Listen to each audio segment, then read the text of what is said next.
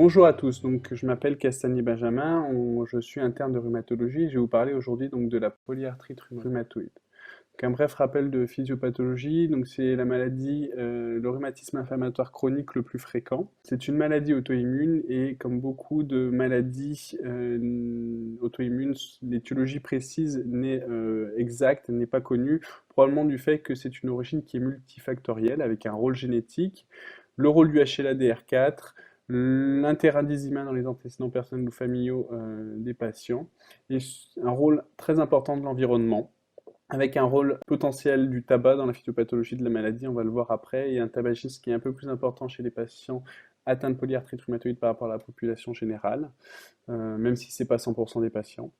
Un trigger infectieux et notamment le rôle potentiellement délétère du microbiote, tant intestinal, c'est vachement à la mode en ce moment, notamment dans les spondylarthrites, dans la maladie de Crohn, mais aussi dans la PR, et le microbiote buccal avec le rôle potentiel de Porphyromonas gingivalis, qui est une bactérie qui exprime une enzyme qu'on appelle la PAD, c'est une enzyme qui permet de citruliner les protéines, et donc potentiellement important pour l'immunisation et la fabrication d'anticorps anti-CCP. Donc, comment ça se passe? En fait, on a un signal danger P pour pathogène, ou ça peut être un DAMP quand c'est un trigger non infectieux, D pour danger signal.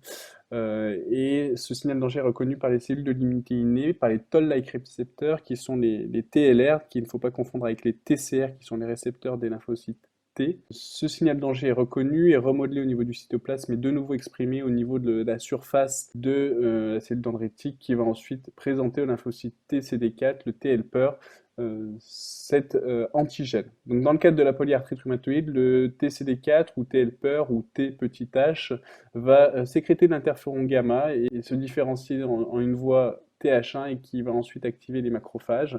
Mais il y a également une activation TH2 avec sécrétion de cytokines qui vont ensuite activer les lymphocytes B qui vont fabriquer donc les anticorps, le facteur rhumatoïde qui est une IgM anti-IgG, qui n'est donc pas spécifique de la polyarthrite rhumatoïde, et les anticorps anti-CCP, qui eux sont beaucoup plus spécifiques de la polyarthrite rhumatoïde, avec une séropositivité pour le facteur rhumatoïde de 70 à 80% et même ordre de grandeur pour les anti-CCP. Ce ne sont pas des anticorps exclusifs, ils sont fréquemment positifs les deux, mais parfois vous pouvez avoir que l'un ou l'autre. Attention, si vous n'avez que le facteur rhumatoïde positif, bien pensez à éliminer les facteurs, les diagnostics différentiels dont on va parler dans la deuxième vidéo, notamment le syndrome de Sjögren primaire qui peut donner des facteurs rhumatoïdes, des manifestations articulaires, un syndrome sec, d'autant plus que la polyarthrite rhumatoïde peut s'associer à un syndrome de Sjögren, on parle à ce moment-là de syndrome de Sjögren secondaire qui est souvent isolé avec un syndrome sec, ou par exemple une cryoglobuline dans le cadre d'une hépatite C qui est de type 2 qui donne souvent des facteurs rhumatoïdes. Bref, ces anticorps et ces macrophages vont ensuite activer les polynucléaires neutrophiles, les synoviocytes qui prolifèrent et en nombre, ce qui contribue, et tous ces globules blancs migrent au niveau de la capsule articulaire, ce qui contribue à épaissir la synoviale, à l'inflammer avec une sécrétion de liquide, un épanchement de synovie, ce qu'on appelle donc la synovite, et des arthrites avec des gonflements articulaires. Il va y avoir localement une altération des chondrocytes via les polynucléaires neutrophiles, et les cytokines inflammatoires vont aussi activer les ostéoclastes qui expliquent les signes radiologiques qu'on voit, ce sont donc les pincements, les géodes sous-chondrales et les érosions qui sont juxta-articulaires au niveau des zones de repli de la membrane synoviale.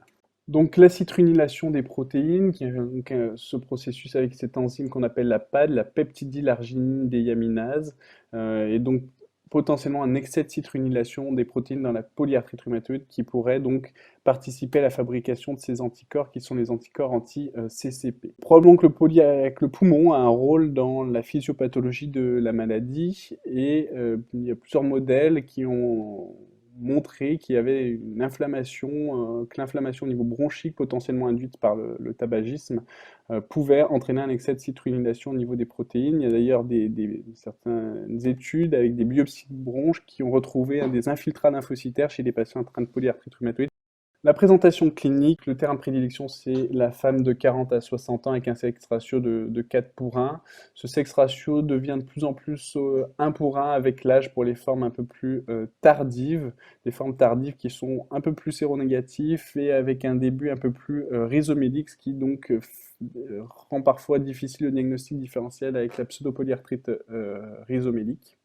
Mais vous pouvez avoir des formes à tout âge, des formes juvéniles. Le deuxième pic de fréquence pour les formes juvéniles, c'est entre 10 et 14 ans, c'est la jeune fille pré-ado ou adolescente. Donc le plus souvent, c'est une forme nue, c'est-à-dire une forme purement articulaire, mais on va voir après, il y a des formes avec des manifestations extra-articulaires qui sont possibles. Donc la présentation clinique, tout est dans le nom. Donc c'est une polyarthrite, c'est-à-dire que ça touche au moins 4 articulations. Chronique, donc plus de 6 semaines, et une présentation qui est le plus souvent bilatérale et symétrique avec une prédilection pour les petites articulations des mains et des pieds, donc distales, notamment le deuxième, troisième MCP qui sont très souvent atteintes dans la polyarthrite rhumatoïde, et vous devez apprendre ce dogme, même si faut toujours se méfier des dogmes en médecine, mais un respect des interpharyngènes distales qui vous feront plutôt évoquer un rhumatisme psoriasique. Et un respect du rachis axial pour la simple et bonne raison qu'il n'y a pas de synovie en dehors de l'articulation C1, C2 qui est donc la seule articulation au niveau du rachis qui peut être touchée. Donc se méfier des cervicalgies chez les patients qui sont atteints de polyarthrite rhumatoïde. Allez assez vite au scanner, voire mieux à l'IRM pour rechercher une synovite à ce niveau, à cause du risque de fragilisation au niveau de cette charnière. Les douleurs sont en règle générale d'horaire inflammatoire, mais on peut avoir tous les tableaux possibles. Donc les nouveaux critères de diagnostic qui sont utilisés essentiellement dans les études, ce sont les critères ACR-EULAR 2010. Donc faites très attention, on rentre par les critères par une synovite, c'est-à-dire une articulation gonflée, et avant d'appliquer les critères, on essaye d'éliminer tous les diagnostics différentiels qu'on verra dans la deuxième vidéo par l'interrogatoire et l'examen clinique. Et donc si on n'a pas d'explication, qu'on a une articulation gonflée, on fait des radios. Si on a une érosion typique, on peut retenir le diagnostic. Si on n'a pas d'érosion sur les radiographies, ben on applique les critères sur le tableau ici à droite et vous voyez que grosso modo, plus vous avez d'articulations et plus elles sont petites, vous avez des points. Si vous avez des anticorps et à fort taux, vous avez plus de points. Si c'est chronique, vous avez des points. Et si vous avez un syndrome inflammatoire biologique, vous avez des points. Et à partir de 6, on peut retenir le diagnostic de polyarthrite rhumatoïde. Mais j'insiste bien sur ça, c'est une articulation gonflée sans autre explication. Donc ça, c'est ce que vous pouvez voir cliniquement avec ici un gonflement des deuxième, troisième MCP avec un palpé à deux mains des articulations pour voir s'il y a du liquide. Et ici, vous avez un épanchement de la première IPP avec ce qu'on appelle cet aspect de doigt en fuseau. Donc voilà une synoviale saine au niveau du genou et un exemple de synovite avec, comme on a vu dans la physiopathologie, des cellules inflammatoires, des globules blancs et une prolifération des synoviocytes qui contribuent donc à cet épaississement, et cette inflammation va aussi, donc cet aspect gonflé et en plus avec une effusion de liquide qui va d'encore plus gonfler. Les déformations qu'on ne devrait plus voir aujourd'hui avec les nombreuses thérapeutiques que nous avons, dont on parlera dans la deuxième vidéo. Donc le pouce en Z, la déformation en touche de piano aussi avec la teinte radiocarpienne, la déformation en col de cygne et les coups de vent cubitaux et coups de vent péronniers au pied. Donc les manifestations périarticulaires, les nodules rhumatoïdes qui sont à bien connaître, on les cherche au coude, sur les faces, des extensions parfois de flexion au niveau des doigts, et parfois au niveau des tendons d'Achille. Ça se voit souvent chez les vrais, entre guillemets, polyarthrites, celles qui ont les anticorps. Et au niveau histologique, on a de la nécrose subrhidoïde, quelques histiocytes et lymphocytes. C'est relativement tendu, mais relativement souple. C'est beaucoup moins dur et beaucoup moins pierreux, par exemple, qu'un tophus.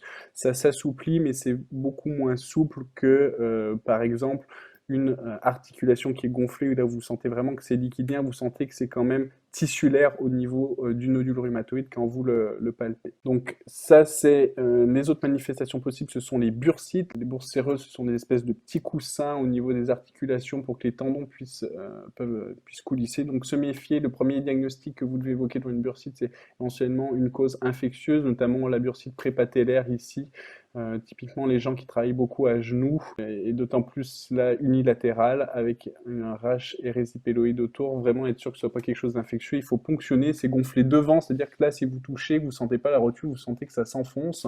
Donc c'est pas ça un choc rotulien, ça c'est une bursite. Le choc rotulien, vu que le gonflement est dans l'articulation, vous verrez ici le cul-de-sac qui sera beaucoup plus gonflé, pareil de l'autre côté, et la rotule est repoussée en avant, et donc vous la sentez tout de suite sur la peau. Par contre, quand vous appuyez sur la rotule, là ça s'enfonce, et si vous pouvez toucher le fémur, ce qu'on appelle le choc rotulien, là il y a de l'épanchement intra-articulaire, mais là dans le cadre d'une bursite, c'est gonflé devant la rotule, et donc il faut surtout pas ponctionner en intra-articulaire chez ces patients, parce que si c'est septique, le risque c'est d'ensemeller le germe dans l'articulation et de transformer une bursite infectieuse en une arthrite septique. C'est dommage. Mais les rhumatismes inflammatoires chroniques peuvent aussi donner des bursites sous-acromiales au niveau des épaules, rétrocalcanéennes au niveau des pieds ou trochantériennes, prérotuliennes. Bref, vous pouvez avoir des manifestations périarticulaires à ce niveau. Notre manifestation plus classique, c'est les ténosynovites, notamment l'extenseur ulnaire du carpe, ce qu'on appelle la chape cubitale, avec un gonflement ici sur le bord médial du bras, à côté du cubitus, qui est très évocateur de polyarthrite rhumatoïde. Mais vous pouvez en avoir partout, notamment au niveau des doigts, avec les gens qui vous disent qu'ils ont du mal à fermer complètement la main. Très souvent, ils ont des ténosynovites associés. Et donc, vous pouvez palper le tendon dans la gaine des fléchisseurs et bouger le doigt, le faire coulisser. Si vous sentez des petits craquements, des petits crépitements, c'est que très probablement il y a une ténosynovite. Au niveau du canal carpien, ces ténosynovites très souvent peuvent s'accompagner donc d'un syndrome du canal carpien qu'il faut bien rechercher à l'interrogatoire. Parmi les autres manifestations extra-articulaires qu'on voit de moins en moins, il y a les sclérites et les épisclérites, contrairement aux spondyloarthrites qui, elles, donnent des uvéites. Vous avez les manifestations de vascularites qui sont en général dans des formes très tardives de la maladie, des PR séropositives avec des vascularites à complexe hymen circulant qui se manifestent essentiellement par des lésions cutanées distales, des petites pétéchies, des petits purpurats au niveau du pourtour des ongles, parfois une insuffisance rénale ou une neuropathie périphérique. Et voilà, c'est pas la grosse vascularite avec l'altération de l'état général et rarement présente au moment du diagnostic, auquel cas il faut plutôt penser à une vascularite à Anka ou à une autre vascularite. Ce sont plutôt pour la polyarthrite rhumatoïde des vieilles polyarthrites qui évoluent depuis de nombreuses années, relativement actives. L'atteinte rénale, donc en général, maintenant, il faut surtout incriminer la iatrogénie, la vascularite, l'amylose, c'est relativement rare. L'amylose AA, on ne doit plus en voir avec les traitements qu'on a actuellement, sauf y penser éventuellement chez des migrants qui n'ont pas eu accès à nos thérapeutiques. L'atteinte pulmonaire, donc la pleurésie rhumatoïde et les nodules rhumatoïdes que vous pouvez voir découvertes fortuites, bien éliminer quand même et faire attention que ce ne soit pas un cancer du poumon, notamment chez les gens qui sont tabagiques, puisqu'il y a pas mal de tabagiques dans la polyarthrite rhumatoïde. Et l'atteinte parenchymateuse, donc qui se manifeste ou par une pince, une pneumopathie interstitielle non spécifique, du verre dépoli à la périphérie, des petites réticulations intralobulaires ou de la fibrose, comme on peut voir dans la fibrose pulmonaire idiopathique. Ça, c'est l'atteinte extra-articulaire qu'on voit le plus souvent. Les péricardites qu'on voit de moins en moins comme les pleurésies. La physiopathologie, c'est probablement en fait des nodules rhumatoïdes qui viennent irriter la séreuse. Les atteintes hématologiques, donc c'est les atteintes liées au syndrome inflammatoire, l'anémie, l'hyperleucocytose, et éventuellement penser devant une neutropénie si vous avez une splénomégalie en plus au syndrome de Felty. Parfois vous avez une hyperlymphocytose, on parle de pseudo-Felty en fait. Il faut rechercher à ce moment-là un clone LGL, les leucémies à grand lymphocyte à grain, donc les LGL qui sont associés à la polyarthrite rhumatoïde, au lupus et au Sjögren également, et le traitement de base de ce syndrome de Felty, c'est le méthotrexate, ce qui tombe bien puisque c'est le traitement de la polyarthrite. Le Sjögren secondaire qui est relativement fréquent, qui se limite en fait à un syndrome sec, l'amylose est devenue exceptionnelle. Les autres manifestations où il faut faire attention dans le suivi, c'est le risque néoplasique, notamment de lymphome, qui est augmenté dans la polyarthrite rhumatoïde par rapport à la population générale, le risque infectieux avec les traitements immunosuppresseurs, le risque cardiovasculaire qui est corrélé à l'activité de la maladie et le risque d'ostéoporose puisqu'il y a une hyperactivation ostéoclastique avec toutes les cytokines inflammatoires, notamment liées à l'interleukine 6. Donc il faut savoir dépister, a fortiori s'il y a de la cortisone, mais la corticothérapie, on en parlera dans la vidéo 2, doit être de très courte durée. Une image échographique d'une synovite où vous avez ici l'épaississement synovial, la prise Doppler en noir, le liquide dans une articulation métatarso ou métacarpophalangienne, pardon. Ici une image d'érosion qu'on peut très bien voir, notamment au niveau des mains, qui sont des articulations très superficielles en écho. En radio, vous avez ici un pincement global de l'articulation, contrairement à l'arthrose qui est un pincement localisé au niveau des zones d'hyperpression. Un pincement global du carpe avec au maximum plus du tout d'interligne articulaire, ce qu'on appelle la carpite fusionnante. Vous avez des déformations en coup de vent cubitaux qu'on doit plus voir ici, une érosion juxta-articulaire. Vous avez un autre signe aussi qu'on peut voir qui est lié à l'hyperactivation ostéoclastique, c'est la déminéralisation épiphysaire en bande. Le bilan, voilà ce qui est recommandé par la Société française de rhumatologie et le LAR. Donc c'est des radiographies main, poignet de face, pied effacé 3/4, un thorax de face pour rechercher éventuellement un foyer de tuberculose à visée préthérapeutique, être sûr qu'il n'y ait pas des nodules suspects d'être nodules rhumatoïdes ou cancéreux, et être sûr qu'il n'y ait pas un début de fibrose, une trame un petit peu hétérogène aux bases, etc. Et au moindre doute complété par un scanner. Mais en première intention, la radiographie thoracique suffit largement. Et des radios bilatérales et comparatives de toute articulation douloureuse ou gonflée. Au niveau biologique, une VS, une CRP, un hémogramme, un bilan hépatique, un bilan urinaire, au moins rechercher une protéinurie par une bandelette, facteur rhumatoïde, anti-CCP, anticorps antinucléaires pour le bilan immunologique et les sérologies hépatite B, hépatite C à visée préthérapeutique.